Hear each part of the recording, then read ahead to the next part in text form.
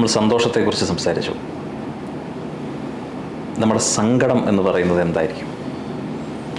സങ്കടമാണ് ഏറ്റവും മനുഷ്യന് കൂടുതലുള്ളത്. കാരണം മോഹങ്ങളും ആഗ്രഹിക്കുന്നതൊന്നും കിട്ടാത്തപ്പോഴൊക്കെ സങ്കടമല്ലേ. ഒരു ബസ് നിർത്തിയില്ലേ പോലും പെട്ടെന്ന് സങ്കടപ്പെടും അല്ലേ. നമുക്ക് വഴി കൂടെ നടന്നു പോകുമ്പോൾ ഒരു ചള്ള ദേഹത്തടിച്ച എന്നുവെച്ചാൽ നമുക്കെപ്പോഴും ഇല്ലായ്മകളെ നമ്മളിലേക്ക് കൊണ്ടുവരുന്നത് എങ്ങനെയാണ്? സങ്കടമായിട്ടാണ്. പക്ഷെ ഒരാൾ പെട്ടെന്ന് നിർത്തി, ഒരു ബസ് കാത്തിരിക്കുന്ന ഒരാളോട് ഒരു കാറ് കൊണ്ട് നിർത്തി കയറിപ്പോയാൽ നമുക്ക് വലിയ സന്തോഷമൊന്നും തോന്നത്തില്ല. അപ്പം അതുകൊണ്ട് പക്ഷേ നമ്മുടെ ഒരു കൂട്ടുകാരൻ നമ്മളെ കണ്ടിട്ട് കാറ് നിർത്താതെ പോയാൽ നമുക്ക് സങ്കടമാണ്. ഇപ്പം നമ്മളിലേക്ക് ഏറ്റവും ആദ്യം വരുന്ന കാര്യം സങ്കടമാണ്. സങ്കടപ്പെടാൻ പ്രത്യേകിച്ച് കാരണമൊന്നും വേണ്ട, സന്തോഷിക്കാനാണ് ഒരുപാട് കാരണം വേണ്ടി. നമ്മളൊരാളെ വിളിച്ചൊരു ട്രീറ്റ് ചെയ്താൽ പോലും നമ്മളല്ലായിരിക്കത്തില്ല ഭക്ഷണം ഉണ്ടാക്കുന്നത്. എന്നാൽ പോലും നമ്മൾ പൈസ കൊടുത്തിട്ടുണ്ടെങ്കിൽ പോലും ആ ഭക്ഷണം നന്നായി കുക്ക് ചെയ്തിട്ടില്ലെന്നുണ്ടെങ്കിലും അതിൻ്റെ കുറവ് അവനവിടെ കൊണ്ടുപോയി പിന്നെ ഹോട്ടലിൽ കൊണ്ടുപോയി എനിക്കൊരു ഇത് വാങ്ങിച്ചു തന്നു, കാശിന് കൊള്ളാമോ എന്നല്ലേ നമ്മൾ പറയത്തുള്ളൂ. അത് എൻ്റെ കുറ്റമായിട്ടല്ലേ.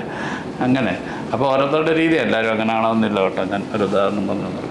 അപ്പം സങ്കടം എന്ന് പറയുന്നത് നിരന്തരമായി ഉണ്ടായിക്കൊണ്ടിരിക്കുന്ന ഒരു അവസ്ഥയാണ്. ഇതൊക്കെ ഒരു മനുഷ്യനെ നമ്മുടെ സംസ്കാരം അല്ലെങ്കിൽ നമ്മുടെ വായന, നമ്മുടെ എഴുത്തുകൾ, നമ്മുടെ സിനിമകൾ നമ്മളെ സ്വാധീനിക്കുന്ന ഒരുപാട് ഘടകങ്ങളുണ്ട്. പാട്ടുകൾ, ഇതൊന്നും നമ്മളെ കൂടുതലായിട്ട് ഒരു കാലത്ത് നമുക്ക് ഭയങ്കരമായ ചില കൽപ്പനകൾ അല്ല ബിംബങ്ങൾ സൃഷ്ടിച്ചു തരുമായിരുന്നു.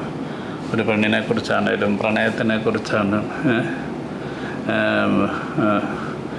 ഇപ്പം നമ്മൾ താമസം എന്തായി വരുവാൻ എന്നുള്ളൊരു പാട്ടെന്ന് പറഞ്ഞ ഒരു കാത്തിരിപ്പിന് ഭയങ്കര കാൽപ്പനികത ഉണ്ടാക്കിയെടുത്ത്. ഇപ്പോൾ യവന സുന്ദരി സ്വീകരിക്കൂ നീ പവിഴമല്ലിക എന്ന് പറയുന്ന പാട്ടുകളൊക്കെ ഒരു പെണ്ണിനെ ഇങ്ങനെ നമുക്കല്ലെങ്കിൽ സ്ത്രീയെ എന്നൊക്കെ പറയുന്നതിന് അല്ലെങ്കിൽ ഓരോത്തിനെക്കുറിച്ച് പാട്ടുകൾ, ഈവൻ ഡിവോഷണലാണെങ്കിലും അങ്ങനെയല്ലേ. ദുഃഖത്തിൻ്റെ പാനപാത്രം കർത്താവിൻ്റെ കയ്യിൽ തന്നു എന്ന് പറയുമ്പം നമുക്ക് ആ പാട്ട് പാടുമ്പോൾ നമുക്ക് കരയാൻ പറ്റും. അപ്പം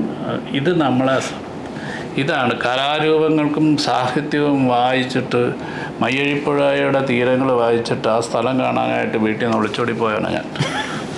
അത് പറഞ്ഞില്ലല്ലോ, മനസ്സിലായില്ലേ? അപ്പം അത് എൻ്റെ കോളേജ് കാലങ്ങളിലാണ്. അപ്പോൾ ഇങ്ങനെ നമ്മൾ സ്വാധീനിക്കുമായിരുന്നു എഴുത്തും വായനയും ഒക്കെ. ഇന്ന് നമ്മൾ ഒന്നും ഒരുപാട് നമ്മുടെ മനസ്സിന് കട്ടിയുണ്ടായിട്ടൊന്നും, നമ്മളെക്കാട്ടും വളരെ ലോലഹൃദയരും വളരെ പെട്ടെന്ന് ഡിപ്രഷനും ഇമോഷനും ഒക്കെ വരുന്ന ആൾക്കാരാണ് പുതിയ തലമുറയിൽപ്പെട്ടവർ. പക്ഷെങ്കിൽ അവരിലേക്ക് ആ കണ്ടന്റ് എത്തുന്നില്ല. അപ്പോൾ ഇതിന് ഒരു സാമൂഹിക പരിഷ്കരണം ആവശ്യമാണ്. അത് എഡ്യൂക്കേഷനിൽ ആവശ്യമാണ്. എന്തുകൊണ്ടാണ് നമുക്ക് നന്നായിട്ട് ഡ്രൈവ് ചെയ്യാൻ പറ്റാത്തത്? എനിക്ക് ഏറ്റവും തോന്നിയിട്ടുള്ളതാണ് എന്തുകൊണ്ട് ആരും സംസാരിക്കുന്നില്ലല്ലോ അതിനെക്കുറിച്ച്. ഒരു നാടിൻ്റെ സംസ്കാരം മനസ്സിലാക്കണമെങ്കിൽ റോഡിൽ കൂടെ പോയാൽ അറിയാം. സെൽഫിഷാണ് ആൾക്കാർ. അപ്പം ഞാനിപ്പം രാവിലെ ഇങ്ങോട്ട് വണ്ടി ഓടിച്ചാൽ റോഡ് മുഴുവൻ വെള്ളം കെട്ടി കിടക്കുക. അപ്പം ഞാൻ പെയ്യെ പോകണം വെള്ളത്തിൽ കൂടെ എന്നുള്ളത് ഞാൻ ആരും പറഞ്ഞു തരാത്തുള്ളൂ. പക്ഷെങ്കിൽ ഞാൻ പെയ്യെ പോകുമ്പോൾ എന്നെ ചീറി എൻ്റെ ദേഹത്ത് വെള്ളം അടിച്ചുകൊണ്ടാണ് അടുത്ത വണ്ടി പോകുന്നത്. ട്രാൻസ്പോർട്ട് ബോസും ഞാൻ പെയ്യെ പോകുമ്പോൾ എൻ്റെ പുറകെ കൊണ്ടിരിക്കുക. ആ സിറ്റുവേഷനെ എങ്ങനെ ഹാൻഡിൽ ചെയ്യാൻ പറ്റാത്ത അത് ചെറിയ കാര്യമാണ്. അത്ര പോലും നമ്മളെ പഠിപ്പിക്കാൻ പറ്റുന്നില്ല.